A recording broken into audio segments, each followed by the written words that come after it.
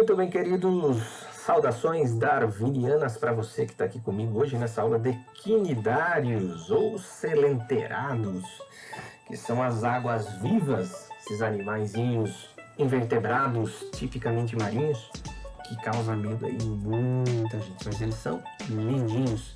Então vamos lá, vamos falar dos quinidários ou selenterados hoje. Essa é a nossa bioaula sobre esses invertebrados. Então nós estamos falando aí das águas vivas, né? Olha que bonita essa água viva, colocando aí como ilustração para que a gente possa começar. Algumas são bem grandes, no caso da caravela, que é um outro tipo de quinidário que a gente vai falar. Na verdade, os quinidários como as caravelas que nós estamos observando aqui, eles são colônias de selenterados, tá? Eles são um agrupamento de algumas águas vivas, que são chamadas medusas, que se unem e formam essa estrutura cheia de gás que flutua, e ela tem esses tentáculos, que são tentáculos perigosos, que causam queimaduras que podem trazer sérios problemas à saúde dos indivíduos. Outro tipo de organismo que são os selenterados são aqui os pólipos, as anêmonas, que são organismos que têm os tentáculos com substância urticante. Talvez você já tenha percebido que entre esses organismos bonitinhos que eu acabo de mostrar para vocês, e aqui também temos os corais, uma característica presente em todos. Todos possuem uma substância urticante, ou seja, todos possuem uma característica em comum, que é essa de ter uma substância que causa aquela sensação de queimadura, ter uma substância que a gente chama de urticante, que arde ao ponto de queimar, de machucar. E muita gente fala assim, ai, ela me queimou. O termo queimar, né, muitos acabam pensando que é queimar de como se estivesse quente. Não, não é quente, mas é tão tóxico que causa um machucado, que dá essa sensação, que literalmente machuca a pele, queima a pele, de destruir, e aí você tem aquela sensação de fato que está queimando como fogo, né? Esses animais, todos os invertebrados, perdoe-me, todos os quinidários são invertebrados, porque nós estamos trabalhando aí evolutivamente. Nós falamos na nossa última aula da parte de zoologia dos poríferos, e agora nós estamos falando dos quinidários. Então, evolutivamente, nós estamos traçando uma linha de evolução para a compreensão de como esses organismos surgiram, e aí nós estamos dentro desse grupo dos invertebrados, tá? Predominantemente marinhos. Existem, sim, quinidários ou selenterados de água doce, tá? O caso das hidras, mas a sua imensa maioria são animais de vida marinha, que, como nós vimos nas imagens anteriores, tem como característica a presença de tentáculos com quinidoblastos. Quinidoblastos, nós vamos ver daqui a pouco, é uma célula, uma estrutura que tem dentro dela uma substância que é a substância urticante, e ela fica presente nesses, como você vê aqui na imagem, nos tentáculos, tá certo?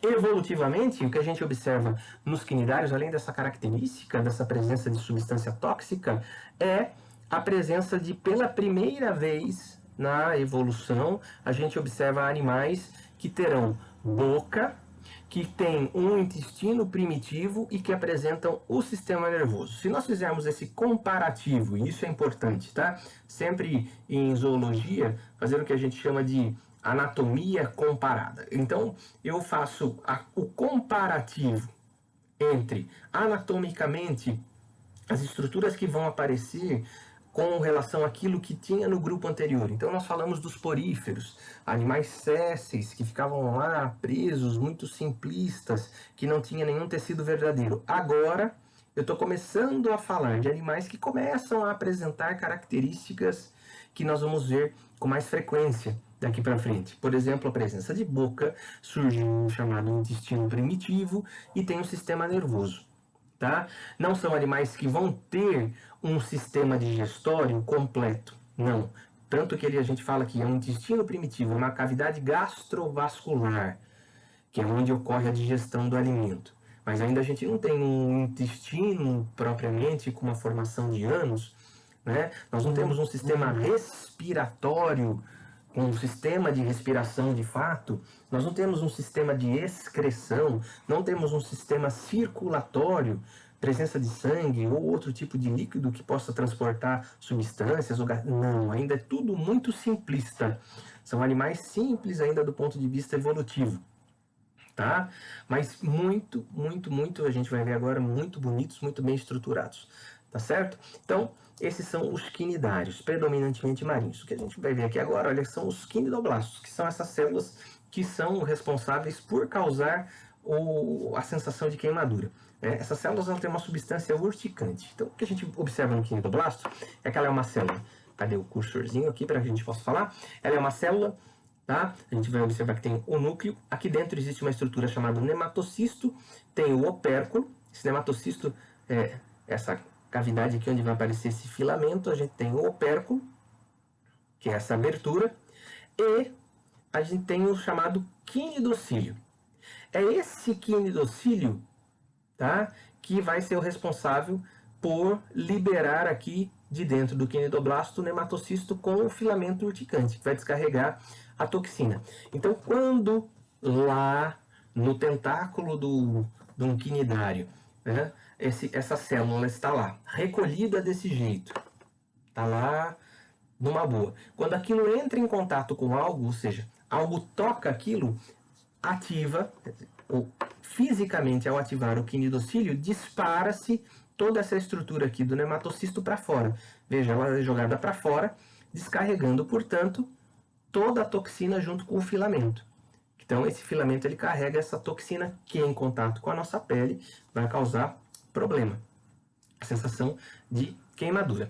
Essas sensações de queimadura, a gente vê aqui na imagem uma chamada vespa do mar, ela é do grupo que a gente chama de cubomedusas. Tá? Essas cubomedusas, quando a gente pensa, por exemplo, aqui no Brasil, quando comumente a gente vê acidentes que acontecem com águas vivas, não são águas vivas desse grupo de cubomedusa. Tá? E aí eu vou te dar um exemplo que acontece na Austrália. Na Austrália, comumente acontecem as coisas mais bizarras quando a gente pensa na zoologia, exatamente porque houve uma barreira geográfica ali, que foi um mar, que fez com que a Austrália, que é uma ilha, na verdade toda a Oceania acaba tendo essa característica, em que a gente tem um isolamento geográfico dos organismos que ficaram por ali, e aí surgem algumas coisas muito diferentes. A gente fala bizarrice, mas do ponto de vista biológico são coisas lindas, né? Não diferente disso, embora não haja um isolamento geográfico naquela região, a gente tem comumente na Austrália as vespas do mar e as cubomedusas, que ocasionam no Ocidente, que eu vou mostrar para você já já. Não que nós não tenhamos no resto dos oceanos, tá bem, pessoal? Mas, com relação aos quinidoblastos e às substâncias urticantes, esse tipo de organismo aqui não é o que causa acidente nas nossas praias. Então, quando a gente tem nas nossas praias as situações de queimadura, são pessoas que podem ficar machucadas, né? Muitos falam da questão de, machucou com queimadura de quinidário na praia, então precisa jogar vinagre. Funciona, professor, essa história do vinagre? Funciona sim. Melhor o vinagre do que a água doce, tá? A gente está falando por conta da questão osmótica ali, vinagre e água doce. Quando você sofre uma queimadura desses animais, ele encosta o tentáculo em você, parte daquelas células ainda não foram disparadas, elas estão no seu braço. Se você jogar água doce, lavar com água doce, parte daquela célula será disparada por conta da osmose. A água doce entra na célula, ela infla, ela estoura, e aí elas começam a disparar. E aí vai soltar mais toxina. A tendência é de que você sinta arder mais. Tá? Embora esteja lavando, está saindo. Mas há uma tendência de que arda mais. Quando você joga o vinagre, isso não acontece. Se você sentiu a queimadura e ir lavar com a própria água do mar, também a tendência é de que não arda tanto quanto ardesse se tivesse jogado a água doce, tá? Tivesse ido lá na água da torneira e tivesse limpado. Mas como eu ia dizendo, os acidentes que acontecem aqui são com águas vivas que têm uma toxina que não é tão extrema e tão elevada quanto, por exemplo, essa vespa do mar que a gente está vendo aqui na nossa imagem, que é do grupo das cubomedusas. Ou essa outra aqui, que é uma cubomedusa. Esses animais são característicos por conta, olha o tamanho dos tentáculos, eles são enormes, eles descem e se alongam por metros, tá? E nesses tentáculos eles estão carregando uma quantidade absurda de toxina. Essas cubomedusas, elas são extremamente letais, tá? Conhece-se muito sobre elas lá na Austrália, onde existe uma estimativa de que muitas pessoas morram por conta desses acidentes. Nós já conhecemos no mundo científico pessoas que acabaram morrendo por conta de cubomedusa, e um caso que ficou famoso foi o caso da Rachel Sherdlon, que é uma menina na Austrália, junto com o seu irmão, estavam nadando em um rio, numa altura que fica um rio que desaguava no mar, e ele ficava a cerca de 20 quilômetros longe do mar, o ponto onde eles estavam nadando, e uma cubomedusa, ela entrou o rio adentro, tá? Ali ainda é uma área de transição de água salobra, mistura de água salgada com água doce, então a cubomedusa, ela entrou e teve esse acidente. Note a perna da Rachel, onde os tentáculos se enrolaram. Esse caso ele ficou notório no mundo científico porque comumente as pessoas têm um choque anafilático por conta disso, né? Fala-se assim, questões de minutos, de 15, 20 minutos, a pessoa falecer por conta da toxina daquele tipo de animal. E a Rachel sobreviveu, mas olha o estado que ficou a perna dela com as marcas do machucado aí, tá bem? Então essas são as cubomedusas, animais extremamente perigosos. Como que é a anatomia, professor, do corpo desses organismos? Primeiro que a gente tem que entender o seguinte, queridos. Há dois tipos de quinidários, quando a gente fala de estrutura anatômica, tá certo? Primeiro assim, animais de vida livre, são aqueles que nadam livremente, e aqueles que são sésseis, que ficam fixos, ficam presos lá, são bentônicos, estão presos no fundo do mar. Quem são os de vida livre entre os quinidários? São aqueles que nós chamamos de medusas. Tá? Na ilustração aqui do slide, nós temos aqui a medusa. A medusa, ela tem esse formato corpóreo. Ela tem os tentáculos, que se alongam dessa parte do corpo. Então veja o formato. Tá? Parece um guarda-chuva. Alguns tratam como umbrella, que é essa parte. Lateralmente nós temos os tentáculos. Da região da boca aqui também podem sair tentáculos. E a boca está bem no meio. De tal forma que o animal com os tentáculos consegue, nadando livremente, jogar com os tentáculos o alimento aqui para dentro da boca. E aí nós temos a cavidade digestiva, tá certo? Que é a cavidade gastrovascular, que é onde vai acontecer a digestão. Se nós observarmos a ilustração, né, porque está marcado, nós temos aqui, olha, a região de nematocistos, os tentáculos, onde tem os nematocistos, que são os quinidoblastos. Esse organismo, ele é formado por 90 e tantos % de água, tá certo? Água pura, isso o termo água viva mesmo, né?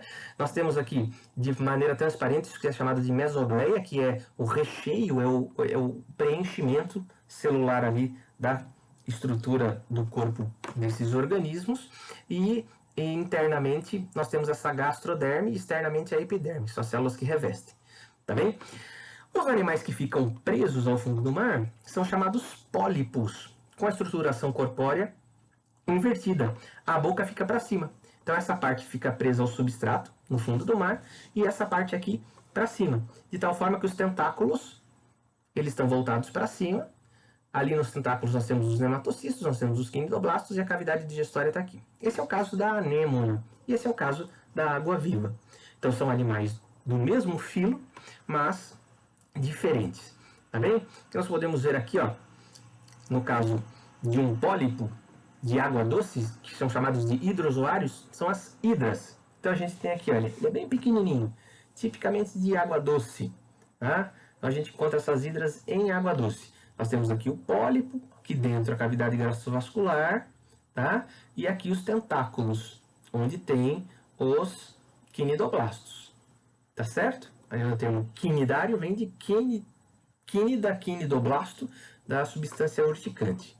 Tá? Além dos hidrozoários, nós temos os chamados sifozoários. Aqui você vai perceber que são 3 grupos, tá, pessoal? São os, voltando, olha, os hidrozoários, os sifozoários e os antozoários. Então, os hidrozoários são esses, pequeninos, os pólipos, a hidra, que é de água doce. Aí a gente vem tipicamente para aqueles que são de água salgada. Tá? Os sifozoários, que é o caso das águas vivas, as que nadam livremente, são as medusas. E a gente tem essa imagem linda dessa imensa água viva. Olha o tamanho dela ao lado do mergulhador. Tá? São os sifozoários. Um outro sifozoário, tá? Uma outra água viva. Aqui no nosso litoral a gente encontra águas vivas pequenas. Tá? Em Cananéia, que é uma região de estudo de campo, a gente comumente encontra águas vivas nas praias.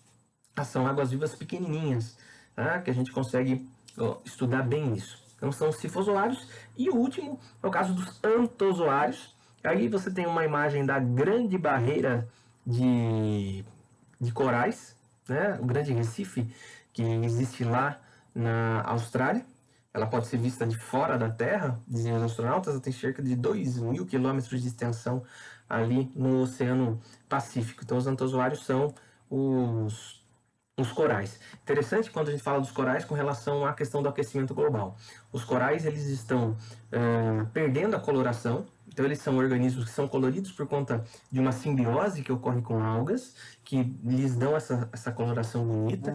E ali, nos corais, nós temos um berçário, onde muitos outros organismos acabam usando como refúgio para que tenham os seus filhotinhos, refúgio para se proteger de predadores. Então os corais eles são importantíssimos. É interessante que quando a gente fala dos corais, né, a anêmona é um organismo dos corais. Os corais eles formam os chamados recifes de coral.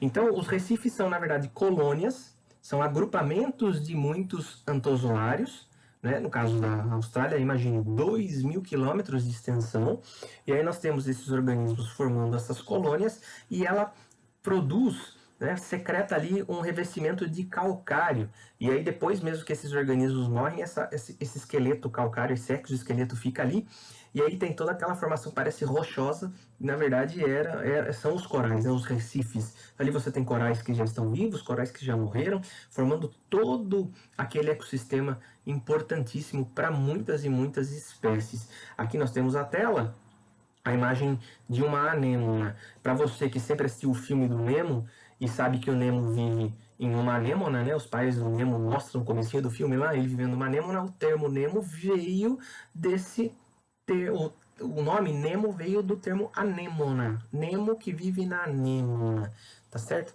É legal alguns filmes da Disney que eles buscam biologicamente mesmo as informações. Você assistir Rei Leão, se você assistir o Nemo, a gente tem várias coisas muito, muito, muito fiéis ao que de fato acontece na natureza. Tá bem? E esses são os antozoários. Dá pra ver aqui, olha, no caso desse organismo antozoa, a gente tem a boca, né, os tentáculos aqui fora, a boca, e aqui dentro nós teríamos a cavidade gastrovascular. Tá bem?